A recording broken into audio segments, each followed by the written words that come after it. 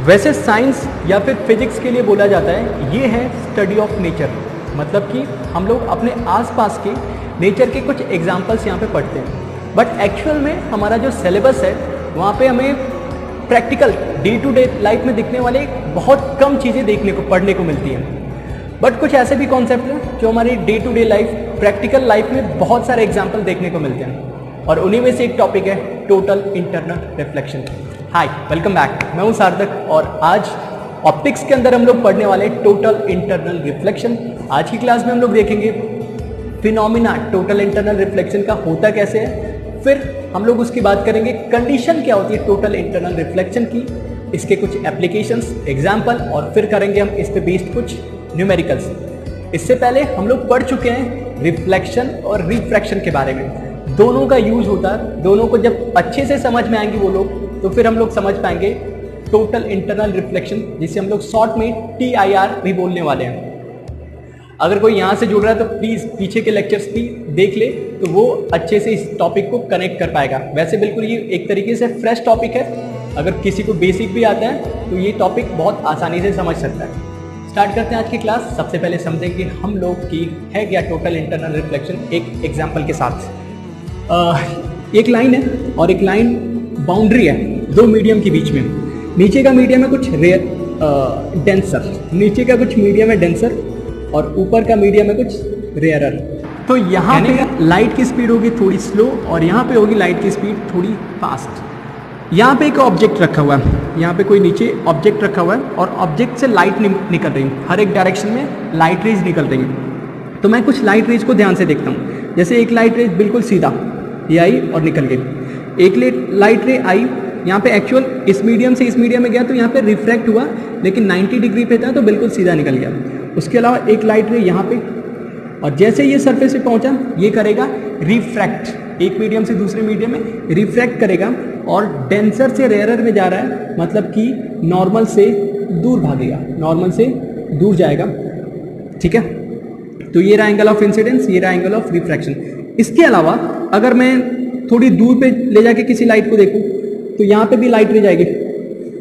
अब यहाँ पे क्या हुआ, यहाँ पे आई था और यहाँ पे एंगल ऑफ इंसिडेंस है, लेकिन ध्यान से देखें तो ये एंगल ऑफ इंसिडेंस और ये एंगल ऑफ इंसिडेंस, यहाँ पे एंगल ऑफ इंसिडेंस बढ़ गया।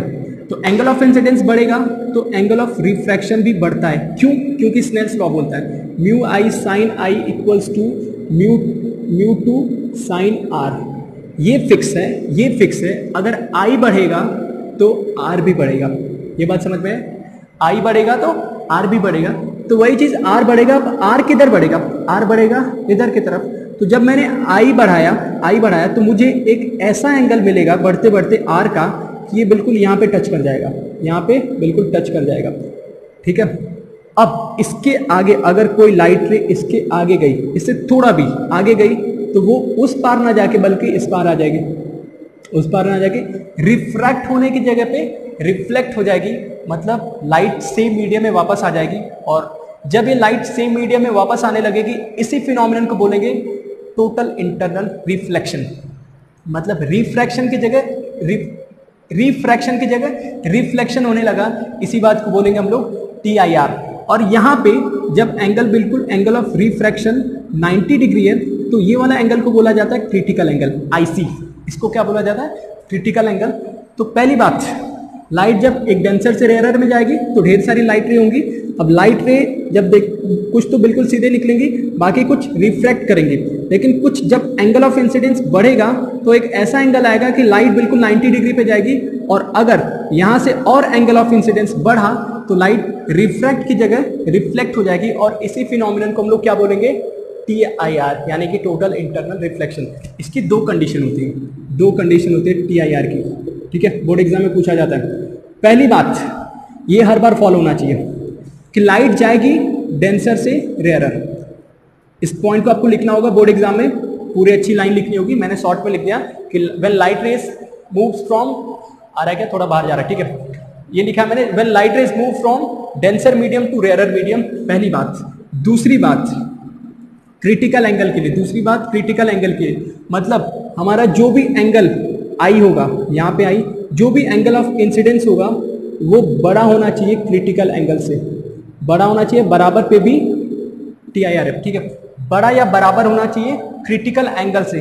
अब ये क्रिटिकल एंगल क्या, क्रिटिकल एंगल कैलकुलेट कर सकते हैं क्या हम लोग? हाँ, तो बिल्कुल क्रिटिकल एंगल के बारे में हम लोग कैलकुलेट भी कर सकते हैं। क्रिटिकल एंगल क्या बोलेंगे? वो एंगल ऑफ इंसिडेंस जिस पे लाइट रिफ्लेक्ट हो 90 डिग्री पे, लाइट जाए दूसरे मीडियम में 90 डिग्री पे, वो है एंगल ऑफ इंसिडेंस। इसको कैलकुलेट करते हैं हम लोग, ठीक है। क्रिटिकल एंगल को कैलकुलेट कर सकते हैं बहुत आसानी से।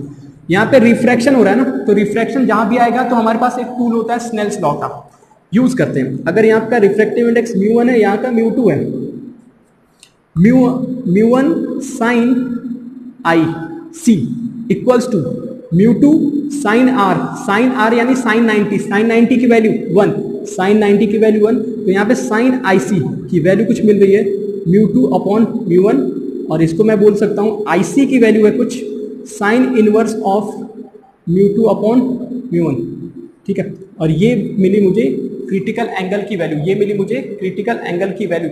अब यहाँ पे थोड़ी कंफ्यूजन होती है, लोग μ2 अपॉन μ1 में क्या करना है। तो एक बात ध्यान रखना, जो रेयरर होता है वो ऊपर होता है और जो डेंसर होता है वो नीचे होता है। एक तरीके से और समझ सकते हैं, साइन की वैल्यू कभी भी 1 से ज्यादा नहीं होगी और -1 से कम नहीं होगी। साइन की वैल्यू लाई करती है -1 से 1 के बीच में। तो ऊपर की चीज अगर बड़ी हो गई तो साइन की वैल्यू 1 से बड़ी हो जाएगी, मतलब ऊपर हमेशा छोटा, रेयरर छोटा होता है, डेंसर बड़ा होता है, तो ऊपर छोटा होगा नीचे बड़ा होगा। ये तरीका है आपको याद करने का। दूसरी कंडीशन ये रही कि angle of incidence should be greater than और equals to angle of critical angle, should be greater than equals to critical angle. दो बात कंडीशन, और क्रिटिकल एंगल क्या होता है ये बात अभी तक हमने समझा। TIR का फिनोमिना कैसे होता है, उसके दो कंडीशंस और क्रिटिकल एंगल के बारे में। एप्लीकेशंस भी हैं, हाँ ढेर सारे एप्लीकेशंस हैं, मैं कुछ आपको याद दिला रहा हूँ। अगर इसमें से कुछ छूट जाए, अगर आपको भी कुछ पता हो कि और भी इसके TIR के एप्लीकेशन है, प्लीज़ कमेंट बॉक्स में लिख देना कि सर ये वाला भी TIR का एप्लीकेशन है। सबसे पहले TIR का एक बहुत अच्छा सा एप्लीकेशन है ऑप्टिकल फाइबर में। ऑप्टिकल फाइबर कह सकते हैं एक लेटेस्ट टेक्नोलॉजी है, और इस पे अभी जैसे हाई स्पीड इंटरनेट के लिए भी इसको यूज़ किया जा रहा है। एक्चुअल में होता क्या है, एक वायर होती है, बहुत पतली वायर होती है, लेकिन मैंने थोड़ा सा मोटा बनाया यहाँ पे समझने के लिए। लंबी और बहुत पतली वायर होती है, और यहाँ पे जब इसके लिए खास बात ये होती है कि इसकी जो आउटर सरफेस होती है, जिसे हम लोग क्लैडिंग बोलते हैं, तो आउटर सरफेस में म्यू यानी जो इसका रिफ्रैक्टिव इंडेक्स होता है वो बड़ा होता है, वो ज़्यादा रखते हैं अंदर के मटेरियल से। अंदर एयर भी हो सकता है, या अगर किसी मटेरियल का बना हुआ है तो अंदर के मटेरियल से बाहर का म्यू ज़्यादा होता है। होता क्या इससे, जब कोई लाइट रे यहाँ पे एंटर करती है, तो यहाँ पे बाहर जाना चाहेगी, बट ये रिफ्रैक्ट की जगह रिफ्लेक्ट कर जाती है, क्योंकि यहाँ पे होता है TIR। फिर ये टकरा के वापस, फिर यहाँ पे भी वापस लड़ते लड़ते एक एंड से एंटर करेगी तो दूसरे एंड पे पहुंच जाएगी। और ये बहुत तेज होता है, बहुत तेज मतलब स्पीड ऑफ लाइट से होता है, मतलब एक एंड पे लाइट पहुंचेगी, दूसरे एंड पे निकल आएगी, ठीक है। और इसका इंटरनेट में भी यूज किया जा रहा है, बाकी बहुत जगह इसके यूज होते हैं। सबसे बेस्ट एग्जांपल है इसका एंडोस्कोपी, पता नहीं स्पेलिंग क्या, एंडोस्कोपी, ठीक है। एंडोस्कोपी मेडिकल वाले बहुत अच्छे से समझ पाएंगे। एंडोस्कोपी में एक्चुअल होता क्या है, बहुत पतले से छोटे से वायर हमारे मुंह या नाक के थ्रू हमारे बॉडी के अंदर भेजे जाते हैं। काम क्या होता है, उस पे एक साइड से तो लाइट पास की जाती और उसको स्क्रीन से, कंप्यूटर स्क्रीन से कनेक्टेड होता है, और जब एक साइड से लाइट भेजी जाती तो वो लाइट दूसरे एंड पे पहुंच जाती, और दूसरा एंड होता है हमारे बॉडी के अंदर, ठीक है। जैसे मान लो मेरी बॉडी में कोई भी ऑर्गन डैमेज है, तो उस वायर को, बहुत पतला वायर होता है, बॉडी के किसी भी पार्ट पे पहुंचा सकते हैं, और बाहर स्क्रीन पे देख सकते हैं कि बॉडी में, ऑर्गन में क्या डैमेज है, क्या प्रॉब्लम है, उसको हम लोग बाहर स्क्रीन पे देख सकते हैं। मतलब एक तरफ से लाइट आएगी, दूसरी तरफ से जाएगी, और दूसरी तरफ का लाइट अंदर का सीन दिखाएगा कि अंदर क्या प्रॉब्लम चल रही है। तो ये यूज होता है एंडोस्कोपी में ऑप्टिकल फाइबर का। एक और एग्जाम्पल है, ये बचपन में हम लोग मेला, अगर कोई गया हो आप लोगों में से, तो मेले में एक खिलौना मिलता था, ठीक है, ये गुलदस्ता जैसा होता था, ये ऐसा होता था, इसमें ये फाइबर से बने होते थे, ये हेयर्स जैसे पतले पतले होते थे, और यहाँ पे ये साइन करते थे, ये जो होते थे ये साइन करते थे, ठीक है। मोस्टली लोगों ने वैसे देखा होगा इस चीज़ को। तो एक्चुअली में इसमें क्या होता था, नीचे एक लाइट होती थी, ठीक है, लाइट होती थी, और ये ऑप्टिकल फाइबर्स हैं, ये हेयर्स ऑप्टिकल फाइबर से, यहाँ से लाइट आती है तो इसके अंदर रिफ्लेक्ट करती है, तो जहाँ भी ये पॉइंट्स होते हैं वहाँ पे साइन करते हैं, तो ये एक साइनिंग ट्री के जैसा दिखता है हम लोगों को, ठीक है। इसमें भी यूज होता है ऑप्टिकल फाइबर का। इसके अलावा डायमंड जो साइन करता है, डायमंड हीरा जो चमकता है, उसके अंदर भी होता है ढेर सारे रिफ्लेक्शन ड्यू टू TIR, उस वजह से वो स्पार्कल करता है, ठीक है। और भी है हमारे पास एग्जांपल मिराज, और मिराज जैसा ही इसका उल्टा होता है लूमिंग। क्लास 9 पता नहीं 10th में पढ़े उस इन सब के बारे में। मिराज क्या होता है, जैसे रेगिस्तान में दूर पे ऐसा लगता है कि पानी है, पर पास जाओ तो पानी नहीं होता। वैसे ही जैसे हम लोग रोड पे अगर कार से जा रहे होते हैं तो गर्मी के दिनों में, हमेशा नहीं होता, गर्मी के दिनों में दूर रोड पे लगता है कि दूर जाके रोड पे पानी है, बट पास जाओ तो वहाँ पे पानी नहीं होता। हाँ, तो टेम्परेचर बढ़ने के साथ जनरली रिफ्रैक्टिव इंडेक्स डिक्रीज कर जाता है, इसलिए बहुत दूर रेगिस्तान में या गर्मी के दिनों में दूर पे जो रिफ्रैक्टिव इंडेक्स का वेरिएशन हो जाता है, नीचे कम ऊपर ज़्यादा, तो जो कम से जब लाइट रे डेंसर से रेयरर में आती है, तो यहाँ पे रिफ्लेक्ट कर जाती है, यानी टोटल इंटरनल रिफ्लेक्शन हो जाता है, और यहाँ पे हमें कुछ मिराज वाला केस देखने को मिलता है। एज सच मिराज में होता क्या है, डायग्राम देखो यहाँ पे मिराज में इमेज दिखने लगती है, जैसे कोई पेड़ है तो पेड़ का इमेज रिफ्लेक्ट होकर उसकी इमेज दिखाई देने लगती है। सेम चीज़ होता है लूमिंग में, लेकिन लूमिंग ठंडे जगह पे पोलर रीजन्स पे होता है, और यहाँ पे भी वेरी कर जाता है रिफ्रैक्टिव इंडेक्स, नीचे ज़्यादा हो जाता है ऊपर कम, तो यहाँ पे भी सेम चीज़ इमेज दिखाई देने लगती है। जैसे जहाज का, एक जहाज से दूसरे जहाज का देखो तो उसका रिफ्लेक्शन हम लोग को दिखाई देने लगता है। ये कुछ कॉमन एग्जांपल्स हैं अपने टोटल इंटरनल रिफ्लेक्शन के। अगर आपके पास भी कोई एग्जांपल है प्लीज़ मुझे कमेंट पे बताना कि सर यहाँ पे भी तो और टोटल इंटरनल रिफ्लेक्शन है, ठीक। ये बात हुई टोटल इंटरनल रिफ्लेक्शन के कुछ एग्जांपल्स की। टोटल इंटरनल रिफ्लेक्शन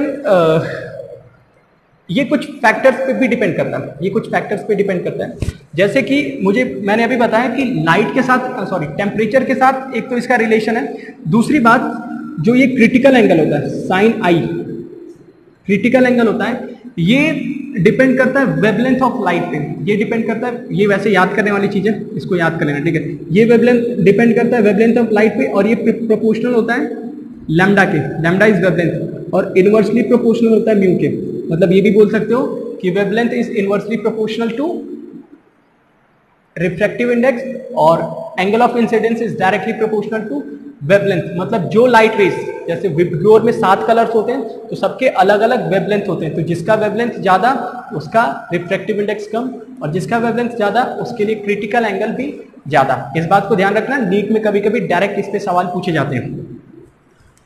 हाँ, तो ये भी एग्जांपल्स, और एग्जांपल में एक बहुत अच्छा कंडीशन आता है, एक न्यूमेरिकल बेस्ड आता है, कह सकते हैं ये डेरिवेशन भी है। इसका एग्जांपल देखो, सपोज एक कोई एक्वेरियम है, और इसमें एक्वेरियम में एक मछली, ठीक है, नीचे है एक मछली, ये रही मछली, हाँ ठीक है, ये मछली। अब मछली ना, जैसे मछली के साथ भी होता है, या फिर कोई इंसान भी, कोई ड्राइवर भी अगर पानी के अंदर जाता है ना, तो जब पानी से हम लोग बाहर देखते हैं ना, तो हमें बाहर की पूरी दुनिया नहीं दिखाई देती, बाहर एक सर्कुलर रीजन में दिखाई देता है, ठीक है। अब ये सर्कुलर रीजन में क्यों दिखाई देता है, इसका भी कारण है TIR, वो भी समझ लेते हैं क्यों TIR से दिखाई देता है। जैसे देखो, अगर मछली देखना चाहे बिल्कुल सीधे तो दिखाई देगा उसे, बिल्कुल सीधे लाइट रे दिखेगी, लेकिन यहाँ पे लाइट रे होगी, यहाँ पे कुछ एंगल के बाद, जैसे इस एंगल के बाद कुछ लाइट रे होगी, वो रिफ्लेक्ट हो रही है, बाहर जा रही है, तो एक ऐसा एंगल आएगा जिसे हम लोग बोलेंगे क्रिटिकल एंगल, लाइट बिल्कुल परपेंडिकुलर निकल जाएगी। अब इसके आगे जो भी होगा वो तो रिफ्लेक्ट करेगा, मतलब बाहर का नहीं दिखाई देगा। इससे पहले का जो होगा उसमें लाइट बाहर चली जाएगी। जैसा इस साइड सेम टू सेम इस साइड भी होगा, सेम टू सेम इस साइड भी होगा, थोड़ा अच्छा सा ट्रायंगल बनेगा हमारा, सेम टू सेम इस साइड भी होगा, और यहाँ भी लाइट बिल्कुल 90 डिग्री पे निकल जाएगी। तो ऐसा ये दिख तो रहा है ट्रायंगल, बट ये 3D में ये ऐसा कुछ है, ठीक। तो ये जो सरफेस टॉप की बनती है, ये एक सर्कुलर रीजन बनता है। ये जो टॉप की सरफेस बनती है एक सर्कुलर, मतलब एक सर्कुलर रीजन में ऊपर का देख सकते हो, और इसके बाहर यहाँ पे अगर कोई पार्टिकल है, ठीक है, तो मछली उसे नहीं देख पाएगी। यहाँ पे भी है तो नहीं देख पाएगी, यहाँ पे तो देख पाएगी। ठीक है, तो इस रीजन में जो भी ऑब्जेक्ट होते हैं उन्हें देख पाते हैं और बाहर होते हैं तो उसे नहीं देख पाते। इसलिए इसके लिए बाहर की दुनिया एक गोल सर्कुलर है। वैसा ही होता है यहाँ पे, अगर मछली के जगह मैं कोई बल्ब लगा दूं, ठीक है, बल्ब लगा दूं तो बल्ब से भी जो लाइट आएगी वो ऊपर एक सर्कुलर रीजन में आएगी और उसके बाहर नहीं आएगी। कारण क्या है? Total internal reflection. यहाँ पे पूछा जाता है हमसे सवाल कि अगर हमारी मछली, जो भी मछली है वो अगर कुछ h हाइट नीचे है, h हाइट नीचे है, तो ये जो सर्कल बन रहा है, ये जो सर्कल बन रहा है इसका रेडियस कितना है? इसका रेडियस कितना है? इसका म्यू दे रखा है मुझे, ठीक है, रेडियस कितना है इसके बारे में सवाल पूछा जाता है। अगर रेडियस मुझे बता दिया जाए सर्कल का तो ये भी बता सकता हूँ कि एरिया भी पूछा जा सकता है। इसी पे बेस्ड आईआईटी ने कई बार 2010 में, 2014 में आईआईटी जेईई एडवांस में सवाल पूछे गए हैं, नीट में भी कई बार इसके पूछे गए हैं, बोर्ड में भी, मतलब हर जगह ये वाला चीज जरूरी है। ठीक, तो ये चीज हम लोग समझ लेते हैं। सबसे पहले यहाँ पे क्या हो रहा है? रिफ्रैक्शन। ठीक, तो रिफ्रैक्शन की कंडीशन लगाते हैं। मान लो यहाँ पे कुछ एंगल आई है, मानना नहीं है, ये जो एंगल है ये क्रिटिकल एंगल है। क्यों? क्योंकि लाइट जो जा रही है बिल्कुल परपेंडिकुलर। तो इस क्रिटिकल एंगल के लिए देखो, अब मुझे क्या, क्रिटिकल एंगल ये आई है तो ये वाला भी क्या होगा? आई, अल्टरनेट इंटीरियर। ठीक, इस ट्रायंगल को ध्यान से देखो, ये हाइट पता है बिल्कुल, ये भी पता है आर, ये एच, ये आर, तो यहां से लेके यहां तक की दूरी होगी √r² plus h² by using Pythagoras. ये भी हमें आता है, बेसिक सी बात। अब यहाँ पे मैं क्या स्नेल्स लॉ लगा सकता हूँ, या स्नेल्स लॉ लगाना चाहो तो वो लगा सकते हो, नहीं तो क्रिटिकल एंगल की कंडीशन भी लगा सकते हैं। स्नेल्स लॉ लगाना चाहे तो क्या लिखूंगा? Mu into sign IC should be, बाहर का एयर माना, ठीक है, तो म्यू हुआ 1, म्यू 2 इंटू साइन 90 यानी 1, साइन IC की वैल्यू आ रही है कुछ 1/म्यू, साइन IC की वैल्यू कितनी आ रही है? 1/म्यू। ये बात समझ में आएगी। अब देखो इस ट्रायंगल में क्या मैं इस ट्रायंगल से भी साइन आई की वैल्यू बता सकता हूँ? हाँ बता सकता हूँ। साइन आई की वैल्यू होती क्या है? Perpendicular upon hypotenuse, perpendicular. तो इस ट्रायंगल में ये वाली दूरी है परपेंडिकुलर, इस एंगल के सामने वाली परपेंडिकुलर, और ये वाली दूरी है हाइपोटेन्यूस। तो साइन IC की वैल्यू ही मैं लिख सकता हूँ, साइन IC। ठीक है, साइन में परपेंडिकुलर r अपॉन हाइपोटेन्यूस कितना है? √r² प्लस h², 1/म्यू equals to r² r upon √r² plus h²। Sine को हटा दो, अब दोनों तरफ मुझे, एक तरफ अंडर रूट दिख रहा है तो मुझे अंडर रूट जैसे ही दिखे तो तुरंत दिमाग में क्लिक करना चाहिए, स्क्वायर करना है। दोनों तरफ स्क्वायर कर दिया, 1/म्यू² इक्वल्स टू r² और नीचे का अंडर रूट हट गया, क्रॉस मल्टीप्लाइड, तो r² plus h² equals to म्यू² r²। r² वाले को एक तरफ लेते हैं और म्यू² वाले को एक तरफ लेते हैं, तो ये आएगा म्यू² -1 और h²। ठीक है, तो r² की वैल्यू आती है h² upon under root म्यू² -1, r² की है तो स्क्वायर हटा दिया, तो ये मिला मुझे सिर्फ r की वैल्यू। और ये है अपना एक तरीके से बोलो डेरिवेशन बोलो या न्यूमेरिकल बोलो, डायरेक्ट इसको हम लोग यूज करते हैं। ये सब कुछ अंदर आया ना, हाँ ये सब कुछ r की वैल्यू आ रही है अंडर रूट में h² अपॉन, थोड़ा और पास लिखता हूँ, r की वैल्यू आ रही है अंडर रूट में h² अपॉन म्यू² -1। ये है अपना रिजल्ट फाइनल। r पता चल गया, रेट एरिया बता सकते हैं, हाँ बिल्कुल, πr² से हम लोग एरिया भी बता सकते हैं। ये हुई बात कि एक मछली को जो सर्कल दिखाई दे, जो सर्कुलर रीजन में ऊपर देख सकते हैं, उस सर्कल का रेडियस। एक तरीका ये है, अगर हम लोग एंगल के साथ ही अगर किसी को थोड़ी ट्रिग्नोमेट्री में इंटरेस्ट है तो दूसरे तरीके से भी कर सकता है। जस्ट बता रहा हूँ, समझ में आ गया तो ये ठीक है, नहीं तो दूसरा तरीका भी। इस ट्रायंगल में मुझे साइन थीटा की वैल्यू पता है, तो क्या मैं tan थीटा बता सकता हूँ? जैसे कोई भी ट्रायंगल है, मान लो ये एक ट्रायंगल है, ठीक है, ये एंगल पता है, ये कुछ r है यहाँ पे और ये है h, तो ये भी पता है under root r² plus h²। तो यहाँ पे साइन की वैल्यू होगी, साइन थीटा की वैल्यू होगी r upon under root r² plus h², और tan की वैल्यू होगी r अपॉन h। ठीक है, अगर थीटा को मैं कन्वर्ट कर सकता हूँ तो साइन और tan में भी एक दूसरे में कन्वर्ट करके रिजल्ट बनाया जा सकते हैं। ठीक, तो यहाँ पे एक रिलेशन और भी आता है, अगर थीटा में पता है एंगल ऑफ इंसिडेंस या क्रिटिकल एंगल पता है तो हम लोग बोल सकते हैं r जो होता है वो h tan थीटा के बराबर होता है। थीटा क्या है? IC। ठीक, आर जो होगा ये रिजल्ट चाहो तो जो रटने वाले लोग हैं चाहे तो रिजल्ट याद भी कर सकते हैं कि रेडियस जो होगा वो होता है tan IC। मतलब मान लो अगर क्रिटिकल एंगल निकाल लिया हमने, निकल जाता बहुत आसानी से, उसको म्यू से डिवाइड कर मल्टीप्लाई कर दोगे, म्यू इंटू tan थीटा, वही होगा रेडियस ऑफ कर्वेचर। ये रही बात। मछली को क्या दिखाई देता है, लाइट किस एरिया में निकलेगा, या फिर ड्राइवर को कितना एरिया दिखाई देता है, रेडियस निकाल सकते हैं और इसके साथ हम लोग एरिया भी निकाल सकते हैं। ये हुई बात। एक और बहुत अच्छा सा एग्जांपल है मेरे पास, TIR पे बेस्ड कुछ न्यूमेरिकल कर लेते हैं, बेसिक से न्यूमेरिकल्स हैं। एक शुरू में बेसिक सा न्यूमेरिकल और फिर एक अच्छा सा न्यूमेरिकल और फिर एक क्वेश्चन आप लोग को के लिए भी दूंगा मैं सेम उसी पे बेस्ड। पहले चेक करते हैं कि TIR जो हमने पढ़ा वो कब होगा कब नहीं होगा, वो वाली चीज थोड़ी अच्छे से डिटेल में हम लोग पढ़ लेते हैं। तो मान लो एक बाउंड्री है, ये एक बाउंड्री है, ठीक है, क्या हो रहा है, ये एक बाउंड्री है, हाँ एक लाल बाउंड्री है। अब यहाँ से मान लो यहाँ पे जो मीडियम है इसका कुछ ग्लास है, ठीक है, और बाहर है वाटर। ग्लास का म्यू है 3/2 और इसका म्यू है, वाटर ले लो या एयर ले लो जो चाहो, ठीक है, इसको एयर लेते हैं अभी आसानी के लिए, ठीक है, एयर का म्यू 1। अब यहाँ से ढेर सारी लाइट रे जा रही है, एक लाइट रे यहाँ से गई at an angle of 30 degree, दूसरी लाइट रे थोड़ी से बढ़ गई एंगल 37 हो गया, ठीक है, एक और लाइट रे गया, ज़्यादा एंगल बढ़ गया 60 डिग्री पे गया, ठीक। तो पहली बात डेंसर से रेयरर में जा रही है, डेंसर से रेयरर में जा रही है, एक 30 पे, एक 37 पे, एक 60 पे। मुझसे पूछा गया बताओ ये R1 है, ये R2 है, ये R3 है, R1 R2 R3 में से कौन सी लाइट रे TIR करेगी, मतलब कौन सी वापस आ जाएगी, और ये भी बता सकते हैं कौन सी रिफ्रैक्ट करेगी मतलब चली जाएगी, कौन सी रिफ्लेक्ट करेगी मतलब वापस आ जाएगी। दोनों पार्ट हम लोग को बताना है। पहली कंडीशन फुलफिल हो रही है डेंसर से रेयरर। दूसरी कंडीशन जो है वो कि अगर हमारा एंगल ऑफ इंसिडेंस बड़ा हुआ क्रिटिकल एंगल से तभी तो होगा TIR। ये TIR के लिए दूसरी कंडीशन है, ठीक है।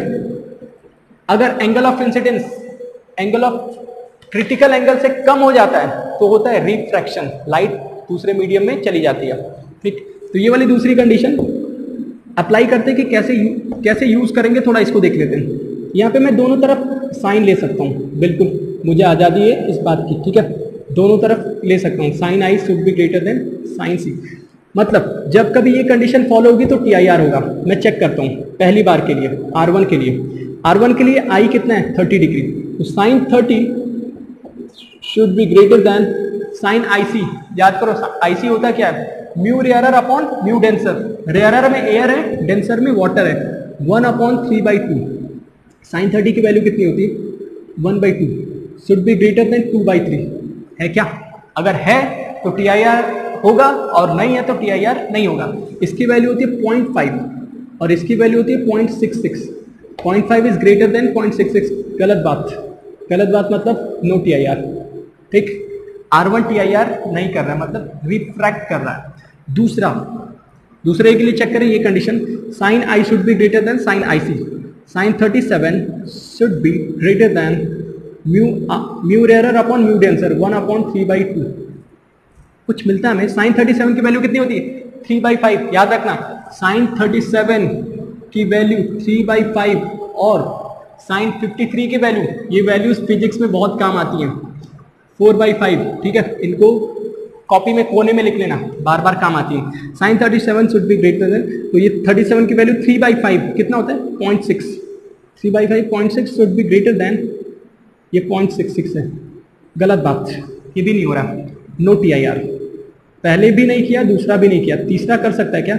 उम्मीद है करना चाहिए। थर्ड के लिए चेक करें तो थर्ड में एंगल ऑफ इंसिडेंस है 60 degree. Sine 60 should be greater than 0.66, यही वाला mu rarer upon mu denser. बाहर चला गया। Third part, sine 60 should be greater than 0.66। 0.66 क्या है? Mu rarer upon mu denser. Sine 60 की वैल्यू कितनी होती है √3/2। इसको थोड़ा देखें, √3 होता है 1.73 अपॉन 2, यानी कि 1.73 हो गया 0.86 ग्रेटर देन 0.66। हाँ ये बात सही निकली, ये वाला नंबर बड़ा है इससे, इसका मतलब यस TIR। यहाँ पे था नो TIR, तो यहाँ पे यस TIR, मतलब ये वाली लाइट वापस आ जाएगी, ये वाली चली जाएगी, ये वाली भी चली जाएगी, ये वाली वापस आ जाएगी। तो ये तरीका रहा है कि कैसे हम लोग चेक करके बता सकते हैं कि लाइट रिफ्रैक्ट करेगी या रिफ्लेक्ट करेगी, TIR होगा या TIR नहीं होगा। ठीक है, इस पे बेस्ड एक और भी अच्छा सा एग्जांपल है मेरे पास, वो अभी कर लेते हैं।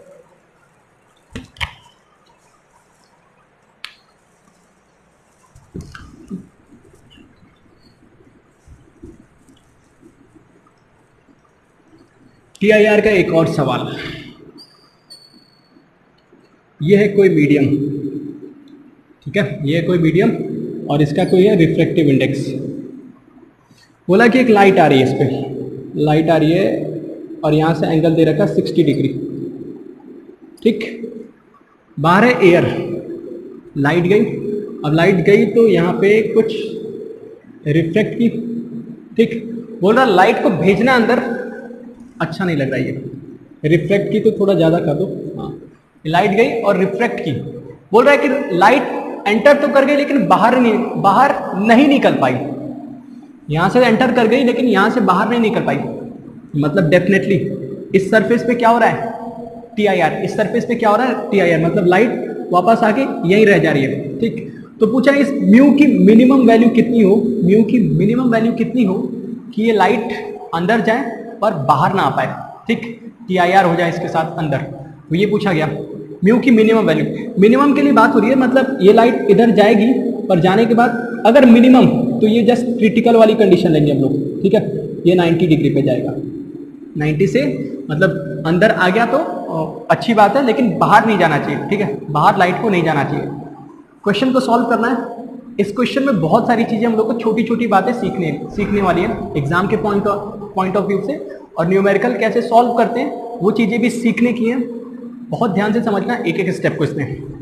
सबसे पहले यहाँ पे और यहाँ पे हुआ है, 2 बार मुझे लगाना पड़ेगा स्नेल्स लॉ। ठीक है, पहली सरफेस पे लगाऊंगा, तो यहाँ पे जब मैं स्नेल्स लॉ यूज करता हूँ तो फॉर्म वही स्नेल्स लॉ है, μ1 sin I equals to μ2 sin R। Board में जब भी लिखना तो ये स्टेप लिख देना, using Snell's law this formula. फिर पहली इक्वेशन एट दिस पॉइंट, यहाँ पे ए बी नाम भी लिखना चाहो तो लिख सकते हो। पॉइंट ए पे μ1 बाहर का है 1 एरिया एयर का, साइन I 60 नहीं लेना है हमको, 30 लेना होगा। समझदार लोग समझ गए होंगे। ठीक है, 60 नहीं लेना है क्योंकि एंगल ऑफ इंसिडेंस होता है नॉर्मल से। ठीक है, नॉर्मल से, तो नॉर्मल से 30, साइन 30 इक्वल्स टू म्यू दूसरे मीडियम का जो हमें पता करना है, साइन और यहाँ पे कुछ R। ठीक है, तो यहाँ पे साइन 30 की वैल्यू होती है 1/2 और बस, और कुछ नहीं होती, 1/2। तो साइन R की वैल्यू कुछ मिल रही है मुझे 1/2 म्यू, इसको इक्वेशन 1 मान। ठीक है, इक्वेशन 1 से मुझे मिला साइन R की वैल्यू, यहाँ पे हो गया। अब यहाँ पे देखो, अच्छा ध्यान से देखो ना, तो एक ट्रायंगल बन रहा है एक्सटेंड करने पे, ये R ये 90, तो ये कितना 90 माइनस R ना। यहाँ पे स्नेल्स लॉ लगा तो यहाँ पे कुछ मिलता है mu into sine of 90 minus R equals to बाहर एयर इंटू साइन 90, पूरा हो गया 1। एक चीज सीखने वाली, मैथ्स वाले तो समझ जाएंगे, बायो वाले समझना है बहुत ध्यान से। साइन अगर यहाँ पे 90 माइनस कुछ मिल जाए ना, या 90 प्लस मिल जाए, तो साइन बदल जाता है कॉस में।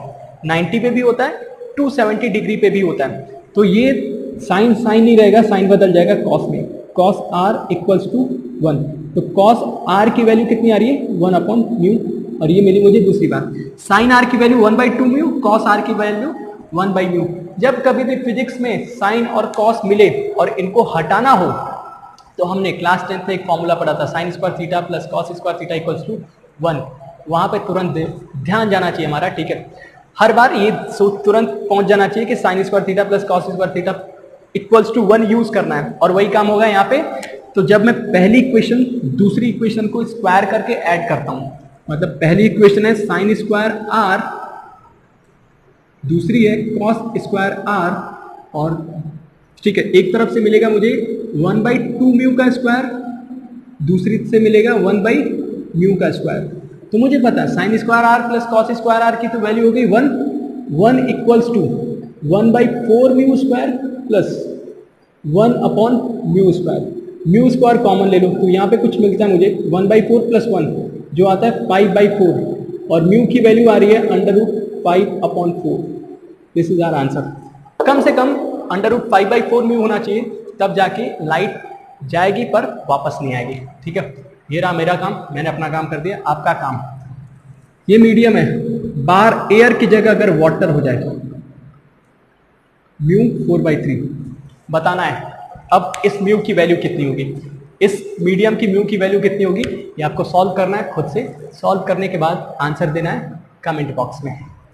ठीक, तो ये हुई आज बात टोटल इंटरनल रिफ्लेक्शन की। फिनोमिना क्या होता है ये समझा हमने, दो कंडीशन वो बात समझनी है, क्रिटिकल एंगल क्या होता है ये बात समझनी है, एप्लीकेशन एग्जाम में भी पूछे जा सकते हैं, एप्लीकेशन पे बेस्ड कुछ सवाल भी बनाए जा सकते हैं। आपको और कोई एप्लीकेशन आता है प्लीज़ कमेंट में बताना। फिर हमने किए कुछ बेसिक्स से न्यूमेरिकल, ये थोड़ा अच्छा न्यूमेरिकल था, और वो जो मछली वाला प्रॉब्लम था वो वाली बात थी। ये सफिशिएंट है टोटल इंटरनल रिफ्लेक्शन के लिए, बोर्ड नीट जेईई मेंस हर एक के लिए काफ़ी सफिशिएंट है आज का जो भी कंटेंट था। बस आगे क्लास में हम लोग पढ़ने वाले प्रिज्म के बारे में, पहले प्रिज्म फिर पढ़ेंगे हम लोग लेंस के बारे में, और भी फिर जाके ये चैप्टर एंड की तरफ होने वाला है। होपफुली आज का लेक्चर समझ में आया। शायद एक दो जगह पे ये रिफ्लेक्शन आया हो, ठीक है रिफ्लेक्शन आया हो, लेकिन बोर्ड पे जो भी लिखा है आप लोग आगे पीछे करोगे तो एक एक चीज आपको यहाँ दिखाई देगी, स्क्रीन पे देख सकते हो। ठीक, अगर ज्यादा प्रॉब्लम हुई तो प्लीज बता देना कमेंट में, मैं व्हाइट बोर्ड से वापस से ग्रीन बोर्ड पे चला जाऊंगा। ठीक है, क्योंकि समझ जो लिख रहा हूँ वो समझ में आना चाहिए। बाकी अगर आप लोग मेरी आवाज ध्यान से सुन रहे हो तो जो भी लिख रहा हूँ वो बोल भी रहा हूँ तो उसको सुन पा रहे होगे आपको। होपफुली आज का लेक्चर पसंद आया, फिर मिलेंगे अगले क्लास में, अगले लेक्चर में। तब तक ध्यान रखो अपना, टेक केयर, बाय बाय।